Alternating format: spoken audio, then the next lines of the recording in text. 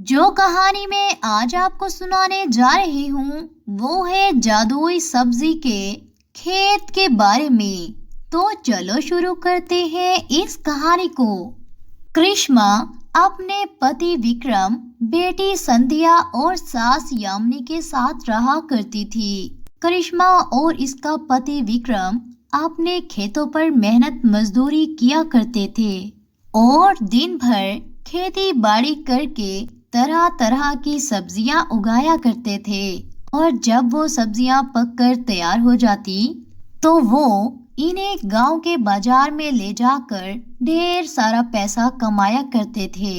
इसी तरह पूरा परिवार अपना जीवन बिता रहा था। संध्या अपने गांव के एक स्कूल में पढ़ा करती थी, लेकिन अब इसकी स्कूल की पढ़ाई पूरी हो चुकी थी, जिस कारण इसे अब आगे पढ़ने के लिए शहर जाना था। एक दिन संध्या अपने माता पिता के पास आती है और कहती है, पिताजी, माँ जी, मुझे आगे की पढ़ाई के लिए कॉलेज एडमिशन लेना है, लेकिन वहाँ पर पूरी 10,000 रुपए फीस जमा करवानी है। कृपा करके आप मुझे कहीं से भी 10,000 रुपए का इंतजाम कर दें। संध्या के ये बात सुनते ही संध्या के माता पिता सोच में पड़ जाते हैं और वो अपनी बेटी को तसल्ली देते हैं कि वो कुछ दिनों तक रकम का इंतजाम कर देंगे।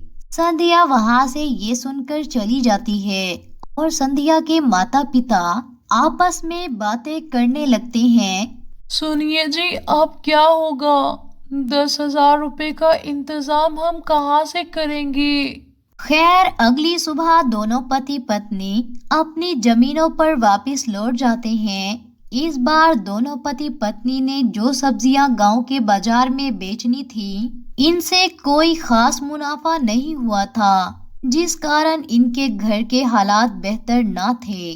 जब शाम के समय करिश्मा अपने घर लौटती है तो वो देखती है कि इसकी गाय जोरों से चिल्ला रही है। करिश्मा समझ जाती है कि ये भूखी है।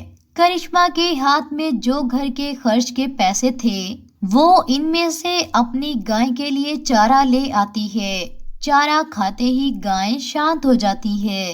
अगली सुबह विक्रम ने नई सब्जियां उगाने के लिए इनका बीज लेने शहर जाना था, जिस कारण करिश्मा को अकेले ही खेतों पर काम करने जाना पड़ता है। करिश्मा अकेले ही अपने खेतों पर काम कर रही थी। तभी करिश्मा को एक छोटी बच्ची के रोने की आवाज आती है। करिश्मा इस आवाज का पीछा करने लगती है तो करिश्मा देखती है कि इन्हीं की जमीनों पर एक पेड़ के नीचे वो छोटी बच्ची रो रही थी। करिश्मा इस बच्ची को गोद में उठा लेती है और इसे शांत कराने लगती है, परंतु वो बच्ची बिल्कुल शांत नहीं होती।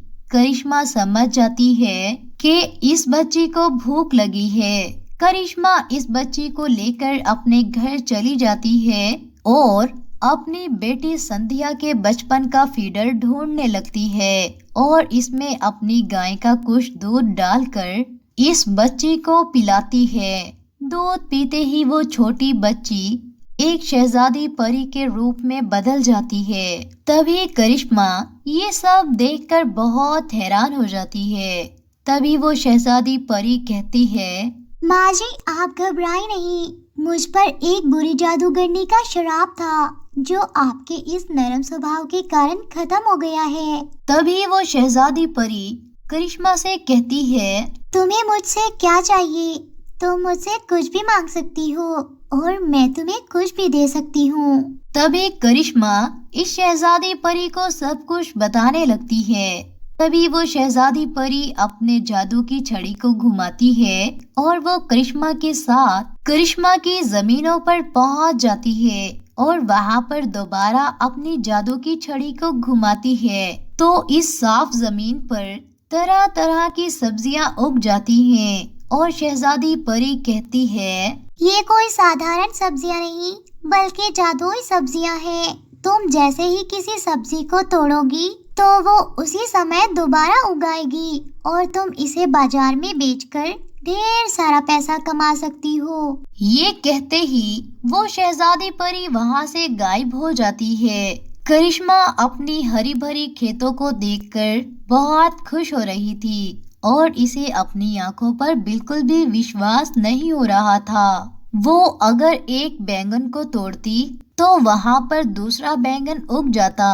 अगर वो किसी गोभी को तोड़ती तो वहाँ पर दोबारा वही गोभी उग जाती थी। इसी तरह वो जिस भी सब्जी को तोड़ती वहाँ पर वही सब्जी दोबारा उग जाती थी। इसी तरह संध्या ढेर सारी सब्जियां तोड़कर एक बड़ी सारी टोकरी में लेकर इसे अपने घर ले जाती है और अपनी सास को दिखाती है। संध्या की सास इस टोकरी को देखकर कहती है, अरे बहू रानी, इतनी ताजी और अच्छी सब्जियां तुम कहाँ से लेकर आ रही हो?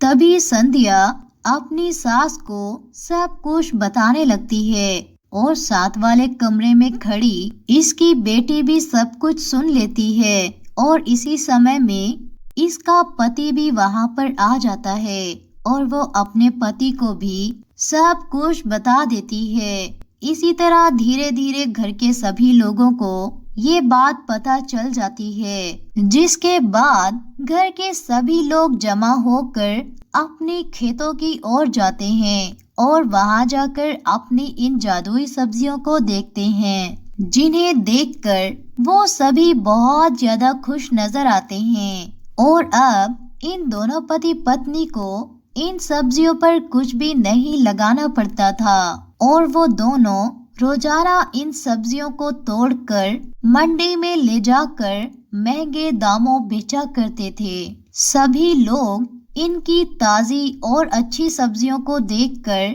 इन्हें भारी रकम देकर इनसे वो सब्जियां ले लिया करते थे, जिसके बाद वो अपनी बेटी को एक अच्छे से कॉलेज में एडमिशन भी दिला देते हैं, क्योंकि महंगे दामों सब्जियां बेचने के कारण वो बहुत ज्यादा अमीर हो चुके थे।